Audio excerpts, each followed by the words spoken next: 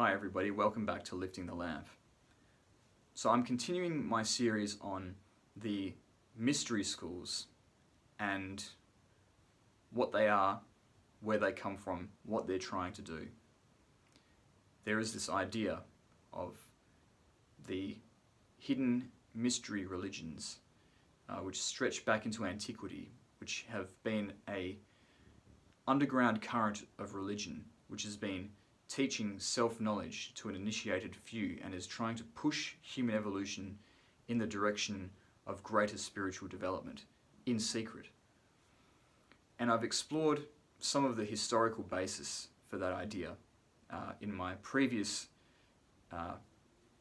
work on this topic, which you can view on my channel, and the historical secret societies and mystery schools that inspired this idea. Now I want to have a bit of a closer look at this idea of the hidden mystery tradition as it is promoted by Alice Bailey and others. It really has three premises, which are all flawed but have a kernel of truth to them. The first premise is that the historical secret societies and esoteric groups that I discussed in my previous video material are really just fronts for a singular inner order that spans thousands of years, so that there's like this hydra-headed entity of esoteric religion that continues down through the centuries in different guises, and the implication of that is that there is an unbroken line of succession from the people that are in the more modern schools all the way back through the medieval period and to ancient Egypt.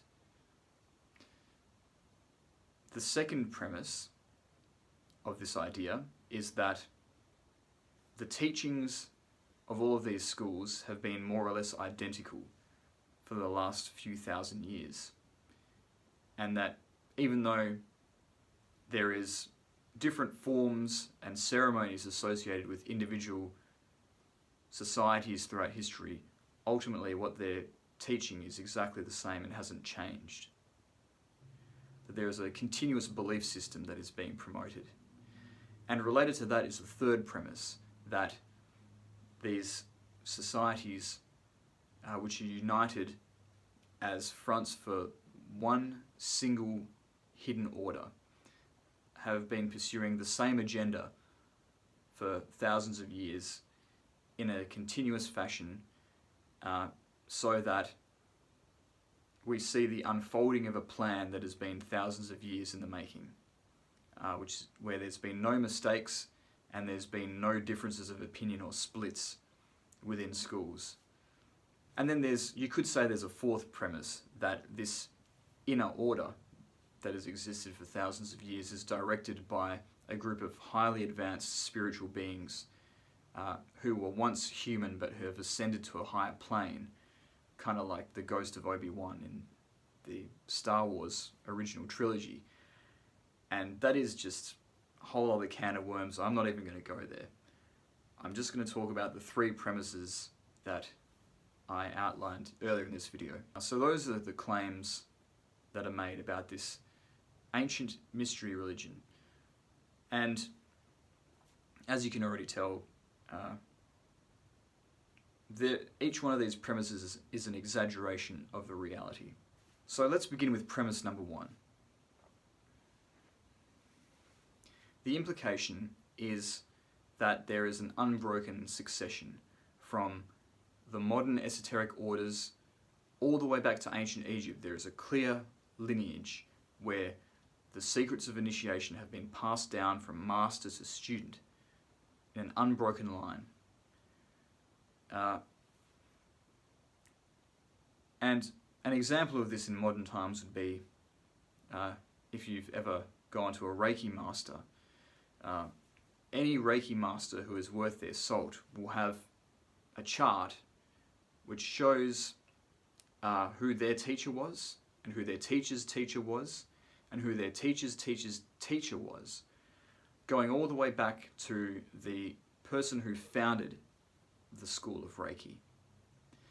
And so there are a lot of Western esoteric orders that have existed, particularly in modern times, who like to present themselves as though they have the same sort of unbroken line of succession back to very ancient orders in history.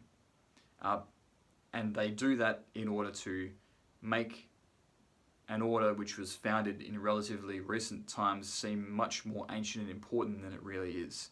But that is largely just bluster. There is no unbroken line of succession. None that you can prove.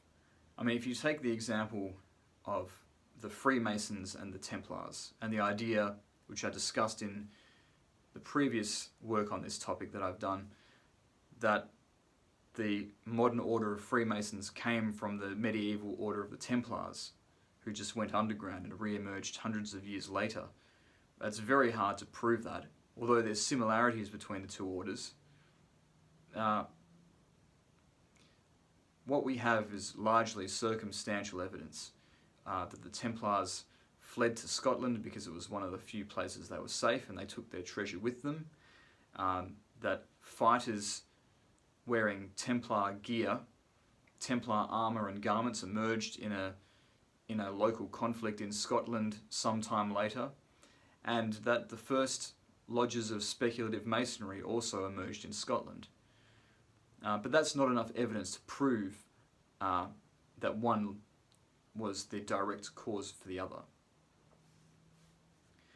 But what you can say about these different secret societies throughout history is that they certainly are continuing one another's legacy. And it might be the fact that you have a medieval order that exists that teaches secret knowledge and then disappears. And then later in modern times, you might have a modern esotericist who's going to the library and discovers these ancient manuscripts of this lost order, and they decide that they're going to reenact that in a modern society. Well, that's not an unbroken line of succession, but in some sense it is a continuation of a tradition that went before. And I believe that that is the way that this ancient mystery tradition has continued itself through history, where the necessity arose. But sometimes there are organisations that are clear successors to ones that went before. So the second premise of this theory is that the knowledge that was taught was exactly the same throughout history. Now, there's clearly some nuance to this, because the beliefs of the Jewish Kabbalists are different to the beliefs of Gnostic Christians, so there's always going to be some variation there. And there's been a lot of instances in history where you've got the emergence of esoteric schools that create something new, as well as inheriting some old kinds of practices and beliefs, and so that they're adapting that for a new time. But one thing that you can say is that there does seem to be one fundamental teaching that all of these schools have in common, which is that by some means it is possible for the individual to use certain spiritual practices to transform themselves and forge a direct link with the divine. And that those who are initiated into the teachings that enable one to do that can be of service to humanity by teaching the same knowledge to others who are willing to comprehend it. So that, broadly speaking, is something that these societies all have in common. And the third premise, of course, is that there is the same hidden agenda that has been promoted down through the centuries, and the same grand plan that has been set in motion and built upon century after century by this esoteric tradition. And here I think we run into trouble, because it's not the same agenda. there is political infighting and factionalism within individual secret societies, let alone across the whole span of the history of esoteric movements.